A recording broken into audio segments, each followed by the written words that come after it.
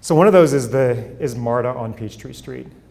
This is one of, if not the highest ridership bus routes on Marta's system, but the frequency is not what you should expect in a district of this nature. 10 and, down to 10 and up to 30-minute frequencies is not what a central business district, a walkable district should have. So what we've looked at is doubling the frequency of that route, doing some other things to advantage that system.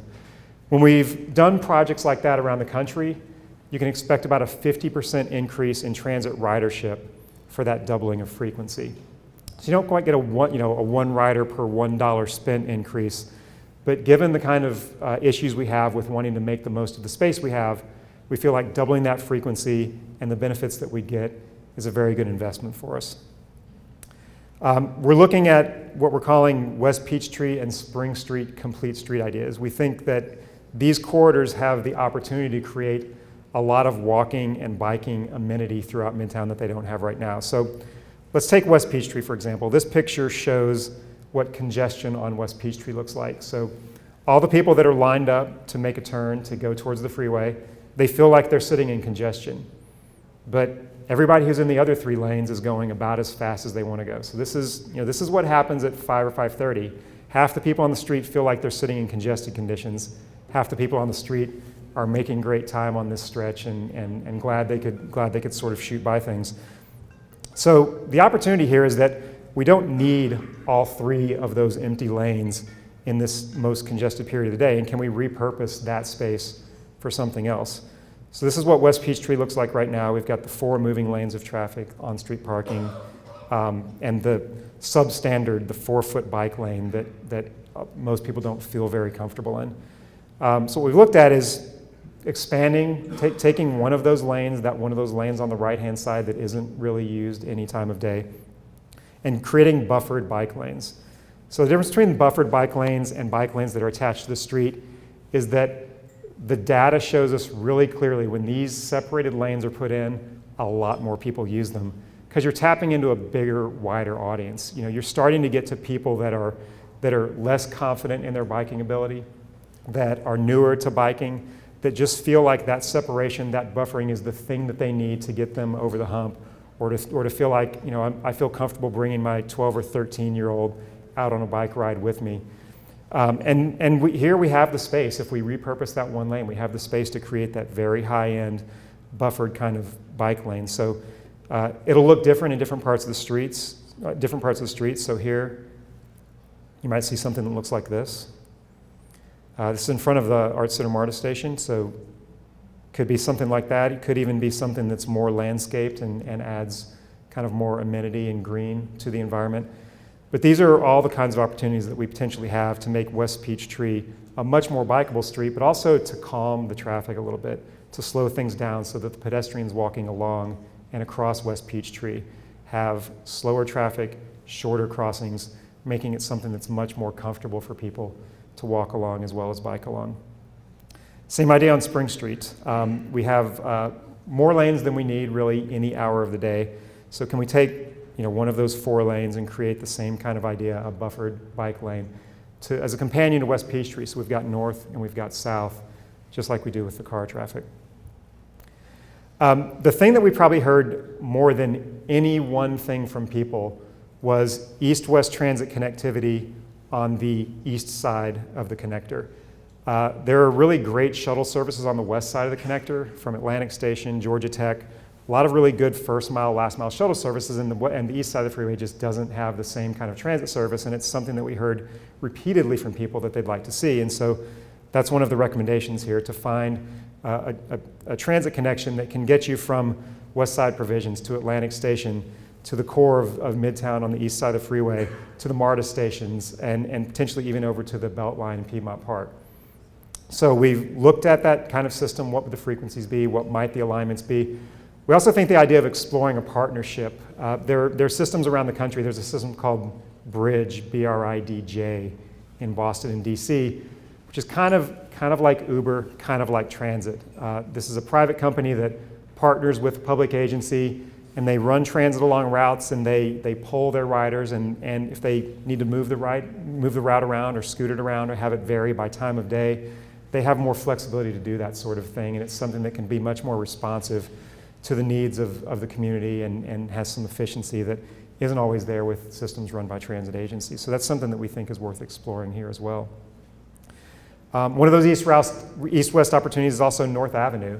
So connecting to Ponce City Market and some of the things that are happening along that piece of the Beltline and some of the old Fourth Ward parts of the community that people want to get to and from. North Avenue, there's a streetcar project that's proposed as part of the overall Beltline master plan. We think this is something that could potentially be accelerated, getting the better stations in place, getting the transit frequency and advantages in place. Even if in the short term we're only running the buses at those frequencies with those advantages while we're waiting for the streetcar investment to come, it's something that people can use now and can benefit from, and we want to put into that short-term time frame. Enhancements around the Marta stations that we have. So while these stations are really great amenities, they're really useful, they don't always create the most inviting environment to walk to or to wait in. And so we've looked at a lot of work that's been done in the past and that we really want to accelerate and move forward to make these places easy to get to, comfortable to wait in, make them efficient in terms of the way that the bus connections are happening around the station so that they contribute to the overall character of the neighborhood and the feeling that people have about the vibrancy and the value of Midtown. Peachtree Street. So besides the EastWest Transit, this has probably been the project that has been most talked about throughout the process. There's a technical piece of this, and there's a sort of community preference piece of this. The technical piece is pretty easy. Removing one lane of the 4 on Peachtree Street, just converting it to one lane in each direction with center turn lanes, has virtually zero impact on vehicle movement. There's almost no additional vehicle delay that's created from removing one lane. So the trade-off of removing one lane is very low. The question becomes, what do you do with the 10 feet that you picked up? The two most logical things to do are to put on-street parking on one side of the street, which is a really big deal, a really big deal for retail. When you look at a lot of successful retail streets around the country, this is one of the components that's there, and that while it's kind of it's a little bit of a teaser. It's something that optimists that we are, we all think we're going to get that on-street rock star space right in front of the store. You probably don't, but it entices you to come out thinking you're going to get that great space before you move into that space that might be in the parking deck. So that's one of the things that you could do. The other thing is bike lanes. Cycle Atlanta, which is a smartphone app that when you go on a bike ride, you put in where your bike ride starts and it tracks where you go. If you look at the data from that app, Peachtree Street has the highest number of cyclists by a long shot of any street in Midtown. So even West Peachtree Street, which has that little 4-foot bike lane, has much lower bike ridership now than Peachtree Street does. Peachtree's flat. It has all the stuff on it where you're wanting to get to, whether you're driving or cycling or walking. So these are really difficult competing interests that both have a logic and a basis for pursuing. So we've looked at this a couple of ways. One is, can we get both? So what if we just took 2 lanes away from Peachtree Street, just turned it into a 2-lane street without turn lanes? We could do that. The traffic modeling suggests that the congestion wouldn't be catastrophic under those conditions. It might add, through the core of Midtown, say Ponce up to about Peachtree Place, it might add about 1 minute of travel time according to the model. But there's some other things that are tricky about that. If you're the person that gets caught behind that one person turning left, despite the fact that on average you're only getting a minute added to your trip, you get a couple of minutes added to your trip. And again, the way our brains tend to work is the 4 days your drive up Peachtree was okay are kind of clouded by that one day that you get annoyed because you got caught behind 2 left turners.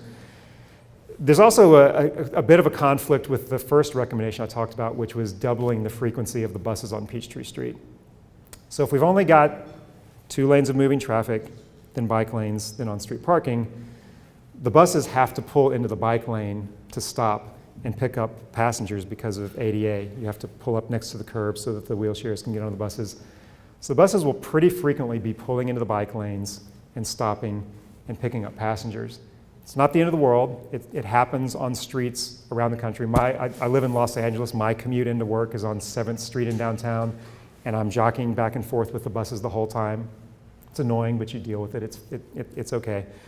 But that's kind of the problem with going to 2 lanes. And so I think where we've landed on this is that we really need to get a little bit more data from the community. The thing that we haven't done is we haven't gone and talked to all of the merchants on Peachtree Street, all of the owners of the buildings on Peachtree Street to say, while we're assuming that on-street parking would be a really great thing for your businesses, do you think on-street parking would be a really great thing for your businesses? So one of the things that we want to do over the next few weeks or couple of months is go talk to those people and ask them what they're thinking. In terms of their businesses, do you feel like the bike lanes offer the most benefit to you? Do you feel like the on-street parking offers the most benefit to you? This is not the sole and only item that will help make the decision, but it's a data point that we feel like we still need to add to the discussion before we get to a final conclusion. So I think where we are is the idea here is that getting rid of 1 lane here is easy, it's simple, we should definitely do it. Having a discussion about what we do with that space or whether we do want to move forward at some point down to 2 lanes is what we still need to work on and have a little bit more dialogue with the community around. Bus stop enhancements. So if this picture had been taken about 2 seconds earlier before the bus arrived, you would have seen that guy in the background with his umbrella up over his head, trying to shield himself from standing, out on a 96-degree, 100% humidity day waiting for the bus. While there is a bulb out and a place for these people to step out to, not having a shelter, not having real-time information, not having any information at that place about where they want to go and what they want to do is a real downside in terms of the dignity and the usefulness of the transit system. So going on these corridors where we want people to use transit and making sure there's reasonable, dignified places for them to stand and wait for the bus and understand what their options are and when that bus is coming is part of what we're recommending here. Piedmont Avenue, another place where we have an opportunity to repurpose asphalt and create a complete street sort of idea. So what we have right now is 3 moving lanes and on-street parking, taking that to 2 lanes and a buffered bike lane, so that would look something like this along the park. Again, it has that advantage of creating a buffered bike lane, which is comfortable for a lot of people, shortening up the crosswalks, slowing down and calming the traffic in a place where we've got a lot of people crossing the street. One-way to 2-way conversions, particularly on the East-West Street, this is something that people who know Midtown are used to. It's something that's happened a lot as a part of the previous blueprint efforts, taking these short stretches of East-West streets and making them easier for everyone to circulate and navigate, and that's something that we still have some more opportunities to do in Midtown. There's also while we have a strong street grid, there's also some gaps in that grid, and we have some opportunities to fill in some of that grid. So you see some of those opportunities here. In some cases in the blue, there are pedestrian connections. In some cases in the orange, they're full-on street connectivity that we can add. One in particular that is, and this is news, one of the projects that there's now design and construction funding for is the extension of 15th Street. So that we can get that 15th Street connectivity all the way across the east side of Midtown for cars, for bikes, and for pedestrians, and fill in one of those gaps in the network. So that's a lot of stuff and stuff that we feel like, particularly if something like the T-Splosh comes, we have an opportunity to get to happen very much in the near term and really change the character and the way that people get around Midtown.